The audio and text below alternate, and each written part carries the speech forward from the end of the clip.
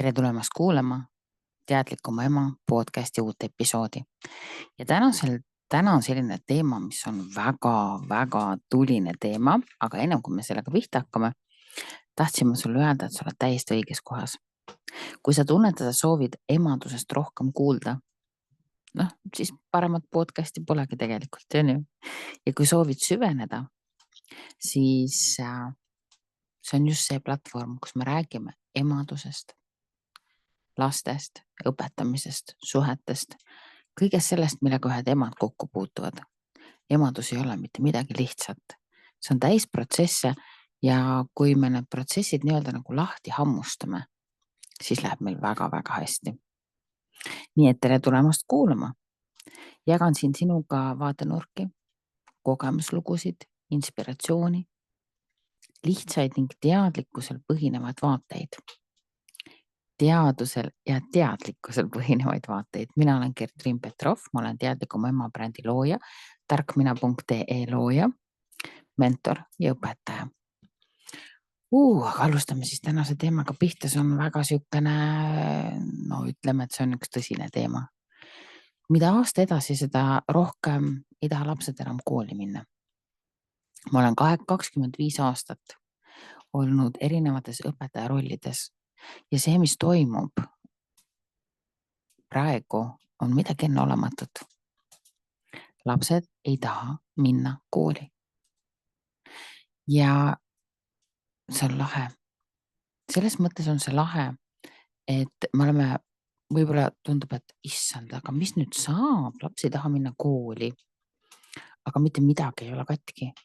Ja miks ma seda ütlen, on just selle tõttu, et meie lapsed erinevad meist ühe väga olulise asja tõttu. Pane ennast nüüd valmis, istu. Okay? Meie, kui me olime väikesed, me ei tulnud selle pealegi, et me võime oma peaga mõelda. Me ei tulnud selle pealegi, et meie tunded on olulised. Me ei tulnud selle pealegi, et me võiksime teha häält.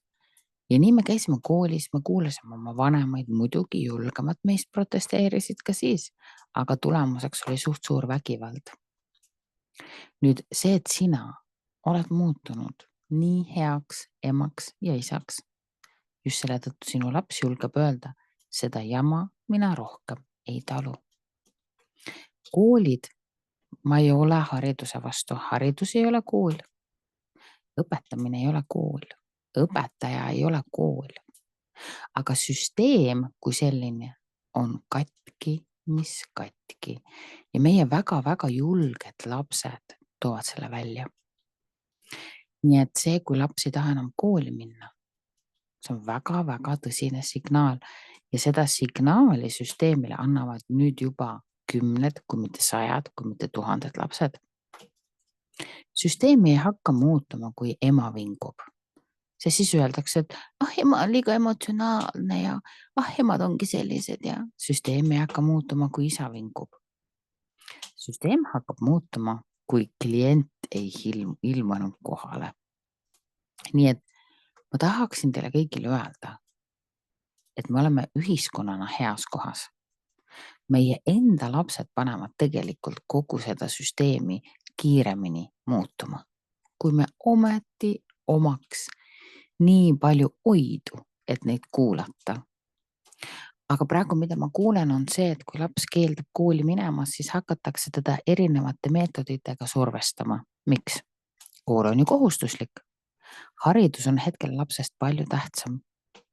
Praegune haridus on Jumal, laps on keegi, kes peab Jumalat teenima. Haridus ei ole meil täna veel lapse jaoks, kuigi kui te võtate lahti ükskõik millise kooli kodulehe ja loete sealt, siis on kõik lapse keskne. Kõik on lapse jaoks. Kõik on ideaalne. Paberi peal on kõik ideaalne, aga ometi meie väga-väga julged lapsed ei ilmu enam kooli. Ka mina teen oma lastega koduõpet. See koduõpe valik ei tulnud lihtsalt sellepärast, et mina oleksin seda hirmsasti teha tahtnud, vaid mina saatsin ka enda lapse kooli ja minu lapse esimeseks koolikiusajaks oli õpetaja, mis on tegelikult täiesti uskumatu ja täna ma kuulan ka, on olemas Eestis üks kool, kus üks eesti keele õpetaja peksab lapsi vihikutega pähe ja pärast ütleb, aga minul on ka õigus oma vigadest õppida. Tegemist on ju nartsissistiga. Ja teises koolis olid koolikiusajateks lapsed ja kiusamispõhjus oli, sest laps oli liiga lühike. See näitab, kui hambutu on meie süsteem tegelikult. Ja kooli kiusamise vastu öeldakse, et me ei saa mitte midagi teha, mis on tegelikult täiesti vale, see on eraldi teema, saab küll, saadki kiusajad koju. Haridus ei tohiks olla kohustuslik, haridus peaks olema privileeg. Mis on siis kõige sagedasemad põhjused, miks lapsed keelduvad kooli minemast ja millal me peaksime nagu vanematena muretsema? Hästi oluline, hästi oluline. Emotsionaalsed ja psühholoogilised põhjused, näiteks ärevus. Ärevus on päris tunne. Ärevus üldse, kui ma räägin tunnetest, siis kõik lapse tunded on päris. Ka ärevus on päris tunne. Depressioon on päris tunne, kurbus on päris tunne, rõõm on päris tunne. Aga meie tundemaailm, mulle ei meeldi nagu see esoteeriline tunnetest rääkimine, see mulle üldse ei meeldi. Esoteerika kui selline ei ole üldse minu teema. Aga tunded on päris. Räägime ainult läbi teadlikkuse ja teaduse vaata on ju. Kui sul on tunne, siis ta on päris ja seda ära rääkida ei ole võimalik. Ärevust võib olla lastel väga mitut sorti. Ärevus võib olla uute olukordade ees. Ärevus võib olla halva õpetaja ees. Ärevus võib olla klassikaaslaste ees.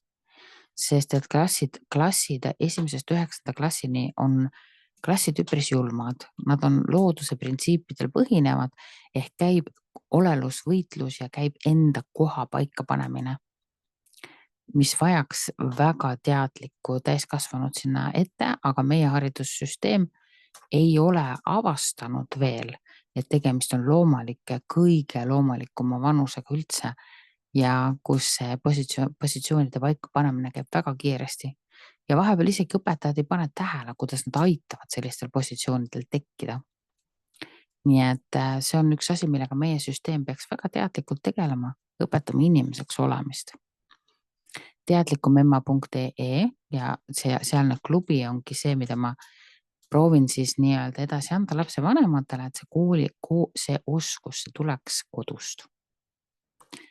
Inimeseks olemise oskus tuleks kodust, sest koolid seda ei anna, kuigi kampadesse kuulumine hakkab koolist pihta. Nii et lapse vanematena me saame siin hästi palju ära teha. Ärevus võib olla juba baasnärvisüsteemi poolt paika pandud, näiteks ema üsas, ema oli ärev ja see laps ongi naturaalselt ärevam. Seda ma näen väga-väga tihti, kaasa arvatud üks minu lastest. Ema närvisüsteem kandub raseduse ajal lapsele üle ja nii see on, tahame seda siis või mitte. Nii et ärevus on teema. Ja kuidas sa siis moosid seda ärevat last kooli? See ei olegi võimalik. Kõigepealt tuleb tegeleda ärevusega, aga siis me peame olema piisavalt julged, et öelda seda, et me ei õpi, vaid me tegeleme lapse vaimse tervisega. Teate, minu kogemus on niivõrd kihvt, ka mina pidin tegelema oma lapse tervisega, kui tal oli epilepsia diagnoos ja me ei õppinud koduõppel tervelt 1 aasta, sest see ei olnud lihtsalt võimalik. Lapse tervis on alati tähtsam õppimisest ja jäägu see siit podcastist nüüd väga kõvasti kõlama. Lapse tervis on alati õppimisest tähtsam ja kui on vaja tervise pärast teha nii-öelda aastane paus, siis tulebki teha aastane paus, mida me sellest kaotame, mitte midagi, mida me sellest võidame, lapse tervise. Siis on olemas sotsiaalne ärevus lapsel, üldine kooliärevus, siis masendus, depressioon ja väga huvitav selline emotsionaalne psühholoogiline põhjus, mis lapsed ei taha kooli minna, madal enesehinnang. Vahepeal me lapse vanematena, ma tean, et me teeme endast parima, enda oskuste piires, enda teadmiste piires. Aga üks asi, mida lapse vanemad ei tea, on see, et lapse ema enda madal enesehinnang, ema enda madal enesehinnang kandub ka lapsele üle. Nagu päriselt ilma ühegi naljata. Nii et kui sa vahepeal mõtled, et aga miks su lapsel on madal enesehinnang, kui sa oled teda hoidnud ja kandnud ja mussitanud ja tupsutanud, siis võib see olla sinu enda üle kandunud madal enesehinnang lapsele. jälle läbi närvisüsteemi seisundi, muud egasi mingit maagiat ega müstikat taga tegelikult ei ole. Nii et kui nüüd kooli mitte minemise põhjused on emotsionaalsed ja psühholoogilised, siis ma soovitan otsige kiiresti abi. Vabandust. Ja mis on eriti oluline, tehke see oluliseks. Jätke õppimine teisejärguliseks ja vaja on tegeleda lapse psühholoogilise ja emotsionaalse sihukese seisundiga. Ta ongi hetkel selles kohas. Ennast lõikuvad lapsed näiteks. No mida te topite neile seda matemaatikat, füüsikat, keemiat, see on nagu ei ju. Tegelikult see on nagu ei. Kui teil nüüd läheb hästi ja te leiate endale sellise õpetaja, kes suudab aineid kasutada teraapiavahenditena, siis seda ma küll soovitan. See on üks asi, mida ma ise olen pidanud hästi palju eraõpetajana tegema, on oma aineid kasutama siis teraapiavahendina, näiteks et tõsta lapse enesehinnangut, aidata lapsele matemaatika ärevusest näiteks lahti saada, see on tõesti minu eriala olnud. Ja kui ma lõin tarkmine.ee õpinurga, kuhu te kõik võite ilusti vaatama minna, siis sealsed videod on ka sellise suunitlusega, et mina olen aine tutvustaja, et kaoks natuke seda ärevust ära sealt aine ja lapse vahelt nii-öelda. Ja kindlasti ma kutsun teid teadlikuma ema klubis õppima emotsionaalset intelligentsust, sest et kui ema ise, muideks ega ärev laps ei tule lambist, selles peres on keegi teine ka ärev. On ju, madala enesehinnang ei tule lambist, selles peres on keegi veel madala enesehinnanguga. Ja teadlikuma ema klubis ma õpetan ju lapse vanemaid ja mida rohkem saab lapse vanem targemaks nendest teemades, seda rohkem ta saab ise oma last aidata. Aga see on lapse jaoks kõige suurem turvatunne. Järgmine põhjus, miks lapsed ei taha kooli minna, on koolikeskkonnaga seotud põhjused. Konfliktid klassikaaslastega. Okei. Konfliktid klassikaaslastega. Ja ma mäletan oma kooliajast seda, kuidas klass võis ühiselt võtta seisukoha ühe klassikaaslase suhtes ja teha näiteks mittesuhtlemist. Näiteks pöörata nägu ära, mitte rääkida. See on meeletult valus tegelikult. Et konfliktid klassikaaslastega, siin nüüd on vaja väga kasutada konfliktide lahendamise meetodeid. Ja tihti on niimoodi, et kui meil tekivad konfliktid, siis konfliktse lapsega tegeletakse nagu vähem, temale antakse selline õigus ja tema vajab mõistmist, sest vaata, tema emme issi kodus võib-olla ei ole kõige numimad ja siis see vaene laps, kes siis nagu pihta saab, et siis temalt palutakse muutuda. Mina pean sellist käitumist ääretult ebaadekvaatseks. Ja ma ütlen, et konfliktide lahendamise oskusi on koolides täna natukene liiga vähe, sest konflikte on üpris palju. Aga lapse vanematena me saame siinkohal jälle päris palju ära teha. Te saate õpetada oma lastele konfliktide lahendamise meetodeid ja vaatenurki konfliktidele. Et mul on muidu üks selline kursus ka konfliktide meisterklassi kursus teadlikuma ema.ee kursuste lehel, aga jah, sealsed meetodid sobivad, et õpetada lapsele, mis asi on konflikt. Aga kas seda just saab sinna klassikeskkonda rakendada? See kursus ei ole niiviisi kokku pandud, aga te võite kuulata ja vaadata. Kiusamine on väga sage ja tihti hästi varjatud. Vahepeal on niimoodi, et laps tunneb, et teda kiusatakse, aga ta just nagu ei saa näppu peale panna. Sest kiusamine võib olla hästi varjatud, aga ta on päris. Halb suhe õpetajaga, no veel kord, kui õpetaja peksab last vihikuga pähe, on ju, no comments. Olen kuulnud õpetajate kohta igasugu lugusid. Vabandust, täna on kuidagi siukene imelik hääl. Aga aitäh, et sa jätkad kuulamist, oli. Siis akadeemilised raskused. Laps ei saa hakkama ja ta hakkab vältima seda situatsiooni, kus ta ei saa hakkama. Nüüd, kuna meie töötasime adrenaliini ja hirmu keskkonnas, siis me suutsime palju kiiremini võtta asju vastu. Ja meil ongi nüüd selline variant, et me kas tunnistame, et meie lapsed ei tööta adrenaliini ja hirmu keskkonnas. Laps ei pea kartma õpetajat, laps ei pea kartma ema ja isa ja need lapsed peavad õppima teises tempos. Ja kui me loome nüüd hirmu keskkonna, siis me ühtlustame tegelikult klassi väga hästi ära. Ja kui me ühtlustame klassi väga hästi ära, siis kõik suudavad õppida. Aga me ei ela enam hirmu keskkonnas. Ja nüüd sellepärast on lastel tulnud palju akadeemilisi raskusi ja erinevaid diagnoosikesi. Just sellepärast nad ei karda enam. Ja nüüd hakkab alles välja kujunema selline individuaalne õppeprotsess ehk iga laps peab saama oma tempo. Kui ma tegin seda tarkmina.ee õpinurka, siis ma sain aru, et see ongi uue ajastu üks õppimise viise. Iga laps saab valida oma tempo, oma aja, asja, mis tal parasjagu vaja on. Ja akadeemilisi raskusi magatakse hästi tihti maha. Ja ma ütlen alati sihukese lause, et see 3 on eelmise 3 poeg. See 3 on eelmise 3 poeg. Mis tähendab seda, et ärge minge õppimises edasi kiirustades, vaja jääge mingi teema juurde seisma. Täna on Eestis eraõpetajate turg ääretult suur. Ka mina olen selle turu peal. Ja just selle tõttu, et lapsed vajavad aina enam individuaalsemat õppimist. Selline klassis ja kambas õppimine hakkab muutuma vaikselt ajast ja arust tegevuseks ja siis meil on ka vähem akadeemilisi raskusi. Teine asi, mis mulle üldse ei meeldi, ma pean talle kohe ausalt ära ütlema, on see, et me õpetame asju liiga vara. Ja siis on täiesti okei, et meil tekivad akadeemilised raskused. Meie lapsed peavad asju õppima liiga vara. Nii vara, et nad ei ole selleks valmis. Koduõppel mul on õudselt hea meel on selle üle, et ma näen, see on lapsele liiga vara, ma saan seda õpetada hiljem. Ja sellest mul tekkiski sihukene kogemuslik nägemine. Ja kui nüüd laps õpib midagi liiga vara ja me ei lükka seda edasi, siis tal tekib tunne, et ta on loll. Ta on halb, ta ei saa hakkama. Aga seesama viib jälle katkise mina pildini ju, on ju. Nii et akadeemilised raskused on üks tõsine probleem, miks laps ei taha kooli minna, samas on see lahendatav kõige lihtsamini.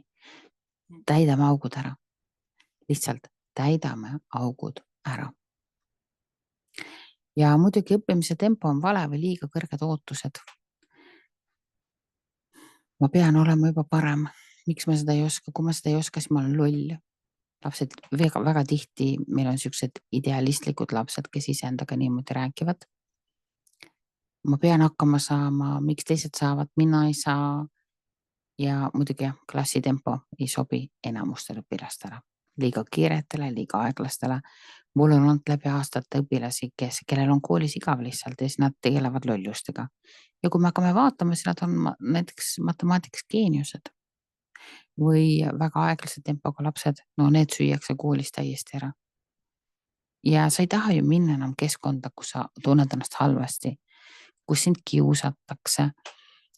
Ma olen saanud läbi aastate palju kirju ja üks kiri jäi väga südamele, et ja minu last kiusatakse koolis. Oleme õpetajaga rääkinud, kiusamine jätkub, aastaid juba jätkub, lootsin, et läheb mööda, ei lähe mööda. Mis mõttes aastaid jätkub? Ma tahaks teile öelda seda, et kui koolis on kiusamine, siis laps ei pea enam kooli minema ja selle eest ma seisan, sest et Eesti Vabariik ja kool peab tagama turvalise õpikeskkonna. Ükskõik mis dokumenti me ka ei loeks, on seal kirjas. Ja meil on õigus lapsevanematena nõuda, et nad painutaksid ennast. On ju? Nii et kiusamise vaba kool ehk Kiva peaks päriselt toimima, kui meil on nii kenad sildid. Ja kui sinu last kiusatakse, laps ei pea minema kooli. Ja kõik. Ja nii lihtne see ongi. Mitte enne, kui kiusaja on koolist läinud. Me ei saa oodata, et see kiusaja muutuks. Kiusaja ei muutu, kui talle ei anta vahendeid muutumiseks või piisavat põhjust muutumiseks. Aga me ootame tavaliselt seda, et meie laps läheks kiusajaga samasse keskkonda, aga kujutad sa ette, kui sind mõnitatakse ja kiusatakse ja siis sa pead istuma selles keskkonnas. See on ju tohutu närvisüsteemi stress. Selles keskkonnas õppimist ei toimu nagunii. Ma võin teile seda garanteerida. Laps on võitle, tardu, põgene režiimil. Miks me kardame kiusajaid koju saata? Kas meil mitte ei ole kool või koolid lastele, kes ei saa hakkama teiste laste keskkonnas? me võiksime natukene julgemalt panna jala maha. TikTokis on üks väga tore direktor, kes on välja öelnud, et nii kui toimub kiusamine, kiusaja saadetakse koju.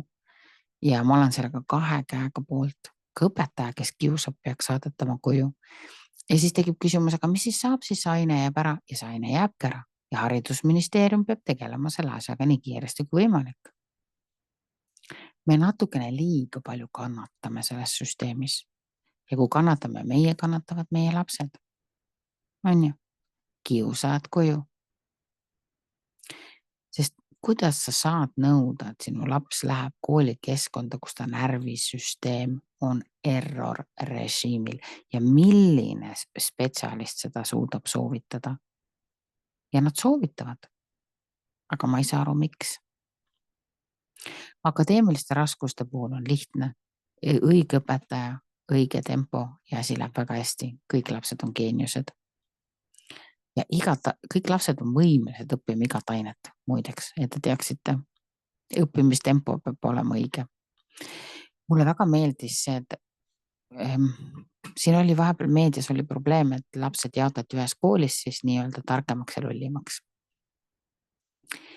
Ja see on vale, aga mulle meeldiks näha temporühmasid.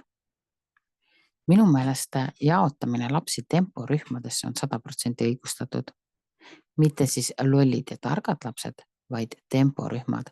Kiired lapsed ei ole kõik targad, et te teaksite. Kiired lapsed võivad olla sellised tuhajuhanid, kes teevad hästi palju vigu. Ja aeglane laps võib olla perfektsionist.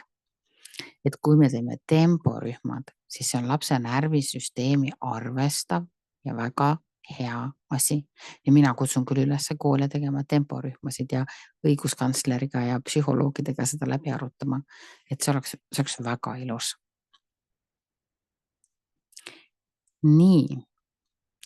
Miks laps ei taha veel kooli minna? On füüsilised või tervislikud põhjused ning hilisem mahajäämine. Näiteks lapsel on kroonilised haigused. Siis on lapsel tegelikult, ma olen ise diabeedik, teist tüüpi diabeet ja iga päev ei ole sama. Ja meil on täna lapsi, kellel on kroonilised haigused ja iga päev ei ole sama. Ja vahepeal on väga raske sinna kooli minna.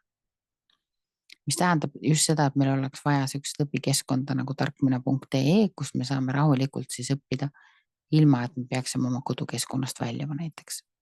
Või kui lapsel on pikem haigus ja ta läheb kooli, mis juhtub? Talle virutatakse 10 tööga vastu pead, see laps ei tahaks sinna kooli minna.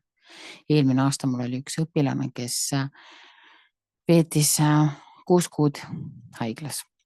Ta oli 5-line õpilane. Aga tal oli tõsine haigus ja siis ta läks kooli tagasi ja seal ta kukkus koheselt kaheliseks, sest talt nõuti kohe 6 kuu järgi tegemist, mitte mingit aruteluga ja see laps vihastas ennast nii välja, et ta ei tahtnud enam kooli minna 5-lisest õpilasest, kes oli 9. klassi õpilane, sai korraga 2-line õpilane ja te ei kujutate, kui palju me pidime, ema ja mina pidime temaga tööd tegema psühholoogiliselt, et ta üldse võtaks kaaluda eksamitele minekut. Muidugi ta tegi eksamid väga hästi ära, aga see, kuidas kool ründab last kõigega, mis peab järgi tegema. Oletame, et ma olen matemaatikaõpetaja koolis ja laps on pikalt puudunud haiguse tõttu ja tuleb kooli ja tõesti, tal on 6 tööd tegemata. Ma ei pea õpetajana ta käest küsima seda 6 tööd. Päriselt, kallid inimesed, ma ei pea. Ma võin teha üheainsa töö, kus ma küsin kõiki neid asju. Veel enam, ma võin istuda selle lapsega maha ja vestelda nendel teemadel. Vaadata, kus ta täna asub üldse. Vaadata, kus on ta valmis olek täna neid asju ära õppida. Kuidas tal tervis üldse on. Ja mind tegelikult hämmastab see, et me ei küsi nendel lastel, kes tulevad kooli, kuidas su tervis on. Eriti neil, kes on pikalt haiged olnud. Ma teen hästi tihti TikTok live ja noored ütlevadki, ma olen pikalt haigelt, ma kardan kooli minna. Ma pean nii palju järgi tegema, ma ei jõua. Miks me ei küsi lastel, kuidas neil läheb? Ta oli haige, kus te arvate, et ta pidi seda õppima? Lapsed ei julge enam haigedki olla. Me ei pea tegema neid 6 tööd järgi, saate aru, jah? Piisab, kui me pärast teeme temaga vestluse näiteks. Laps saab terveks, Nüüd me anname talle 3-4 nädalat aega need asjad järgi õppida, sest ta ei pidanud haigena õppima. Ja siis me teeme vestluse, me ei pea isegi neid töid tegema. Hindeid võib kirjutada 6, aga vestlus võib olla 1. Koduõppes üldse mulle õudselt meeldib see, et minu lapsed ei tee nagu klassikalisi töid, vaid ma annan neile mingeid teemasid asju, ma vaatan, ma saan aru ju, kas ta saab aru, saad aru, hästi personaalne touch. Nii et ma arvan, need õpetajad, kes virutavad pikalt haigeks olnud lastele vastu pead, on õpetajad, kes ei hooli nagu üldse. Millal peaks hakkama vanem muretsema? Kõik need kõhuvalu, peavalu, iiveldused, need on stressist. Et kui teie lastel on unehäire võib olla ekraanisõltuvusest näiteks, ekraanid ma soovitaksin kindlasti õhtuti õppida koos lapsega niiviisi, et ei kasuta. Siin ma just täna hommikul lugesin ühte väga huvitavat postitust ühest grupist, kuidas ema võtab lapselt ekraani ära ja siis laps 3-4 tundi käib taga, kräunub, mangub, kuidas tal on telefoni ärkamiseks vaja. Siis kui pere lõpuks magama läheb, siis hommikul ta ei saa ülesse, siis hakkab uus kräunumine. Ja eriti jube oli see, et see laps ei lase kedagi vannituppa ega isegi mitte WC-sse. Ja siis ma hakkasin mõtlema, et juba kui me oleme selliste käitumisteni jõudnud, on eelnevalt selles peres ikka midagi väga-väga halvasti läinud, sest kui on peres austus, siis see austus ei kao puberteedi eas. Et unehäired, uneprobleemid, ekraanid. Kuulge, mul tuleb ekraanide kursus vist mingi hetk, ma pean üle vaatama oma graafiku, et need on teemad peredes. Aga austus peaks olema minu meelest nagu kõige alus ja nüüd on ainult selles küsimus, kuidas me seda austust saavutame, aga see ei ole meil selle podcasti teema üldse. Ühesõnaga kõhuvalu, peavalu, iiveldus, need on stressi põhjused, siin ongi tagasi emotsionaalne ärevus näiteks. Nendega tuleb väga kiiresti tegeleda ja seda tuleb võtta väga-väga tõsiselt. Üks ema ei võtnud seda tõsiselt, lükkas oma lapse kõhuvaluga kooli. Ühel hetkel, kui sõitis kooli ette, laps oksendas auto täis ja niiviisi ka jumal hommik ja täna on see laps koduõppel ja probleemiks oli otse loomulikult kooli kiusamine. Nii et palju õnne meile kõigil on ju. Et võtke kõhuvalusid, peavalusid, iiveldusid tõsiselt, pöörduge oma arsti poole, käige psühholoogide juures, teadlikum ema klubisse marsse õppima, et tõstame natukene taset, et me saaksime oma lastel olla tõsiselt abiks on ju. Aga millal peaks siis vanem muretsema? Kui laps väldib kooli korduvalt. Ära muretse, uurima peaks. Jah, aga mitte muretsema, vaid uurima, on ju. Kui ta ei taha kooli minna ja nüüd tulevad need samad kehalised sümptomid, kõhuvalu, peavalu, iiveldus, on ju. Kui laps muutub suletuks, kurvaks või hoopis ärevaks. Kui laps hakkab rääkima kiusamisest või et tal on hirm, oh my god, kohe tegutsema. Kui laps ei tee enam asju, mis talle varem meeldisid, kui uni on häiritud või kui söömine on häiritud või kui õpitulemused langevad või kui motivatsioon kaob või langeb. Siis kohe, aga mina tahaksin siia veel lisada nagu omapoolse kogemuse, et me ikkagi ei ole saanud aru tunnetest väga adekvaatselt. Iga tunne on päris. Iga mõte on päris ja lapse jaoks on nad kogu maailm. Ja kui ta ütleb, ma vihkan kooli, siis seda tuleks koheselt hakata uurima. Ma vihkan õppimist, ma vihkan seda õpetajat. Mis siin taga on? Me peaksime rohkem võtma oma lapsi tõsiselt. Mitte tegema draamat, ärge saage valesti aru. Ei, mitte tegema draamat, vaid võtma tõsiselt. Ja nüüd ma käisin just ühes koolis lastevanematele loengut pidamas ja selle kooli õpetajad ütlesid ka niimoodi, et kõige kurvem asi, mis nad näevad, on see, et lapse vanemad ei võta laste jaoks aega. Ja koolistreik ei teki üleöö, see näitabki tegelikult, et on väga palju maha magatud, aga me magamegi väga palju maha, kui emal on kogu aeg kiire, ema enda närvisüsteem on võitle tardu põgene, kiirustamine ongi võitle tardu põgene režiim, kui ema ei võta lapse sõnu tõsiselt, ei võta lapse tundeid tõsiselt, kui tal ei ole jõudu, aega, tahtmist sellega tegeleda, kui ema on ise tohutus overwhelmingus, siis me magamegi kõik need asjad maha. Kui ma lõin teadlikuma ema klubi, siis selleks, et emad õpiksid enda närvisüsteemi tooma maha. Et emad õpiksid rohkem märkama, rohkem olema kohal, et nad saaks aru, okei, iga sõna on päris, iga mõte on päris, iga tunne on päris. Et nad oleksid rohkem oma laste jaoks kohal ja mul on hea meel tõdeda, et teadlikum ema klubi emad, nende elu läheb aina paremaks. Tagasiside on meeletult hea ja teate, ma julgen sind ka sinna kutsuda, on ju. Aga miks mitte? Ma loodan, et see podcasti sari aitab sinul saada enda emadusega paremasse kohta, on ju. Ning ma loodan, et sa said täna siit siukseid häid mõtteid, võib-olla tuge, võib-olla kinnitus sellele, et see, mis sa tead, on õige. Võib-olla saab siit alguse mõni väikene revolutsioon. Võib-olla midagi haakis kellelgi ära. Võib-olla suures plaanis hakkab midagi head muutuma. Mis muutusi ma näha tahaksin? Ma tahaksin näha seda, et me kuulame oma lapsi rohkem. Me võtame tõsiselt, me julgeme lapse koju jätta. Me julgeme teha aastase pausi, me julgeme korrata klassi. Me julgeme anda lapsele aega, et ta saaks küpsemaks. Vot need on siuksed soovid. Ja et me julgeme halvad õpetajad koju saata ja me julgeme kiusajad koju saata. Vot seda ma sooviksin. Kui sind hakkasid huvitama nüüd erinevad tehnikad, mida ma siis teadlikum ema klubis õpetan, siis mine kuule ära tasuta 45-minutiline mentorlus. Sa leiad selle teadlikumema.ee mentorluse alt. See podcast siin oli sinu samm number 1. 45-minutiline mentorlus on sinu samm number 2. Ja lõpetuseks samm number 3 võid sa valida klubi, mis on 2 formaadis, boonus, mentorlus või siis erinevad koolitused. Ja kui keegi pole sulle veel öelnud, siis ma tahan sulle öelda, et sa oled äge. Sa oled lahe, sa saad hakkama kõigega, mida sa vähegi tahad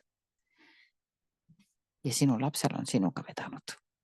Ma armastan sind ja ma toetan sind ja ma olen sinu jaoks olemas. Kohtume järgmises podcastis.